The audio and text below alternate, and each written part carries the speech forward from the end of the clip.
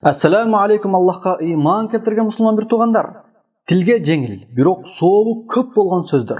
Абу Саид аль-Худри радиаллаху анху риwayat кылган хадисте Аллахтың элчиси Мухаммад саллаллаху алейхи ва саллям айтты: чындыгында Аллах 4 түрдө сөздү тандаган.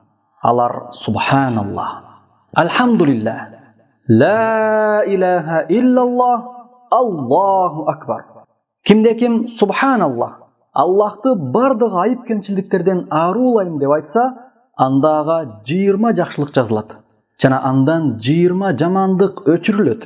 Ал эми кимде ким Аллаху акбар, Аллах улук деп айтса, андага ошондой нерсе берилет. Ал эми ким ла илаха иллаллах, Аллахтан башка сыйынууга татыктуу Кудай жок деп айтса, анда ага да ошондой нерсе берилет. Тактап айтканда, ал адамга 20 жакшылык жазылат, жана андан 20 жамандык өчүрүлөт.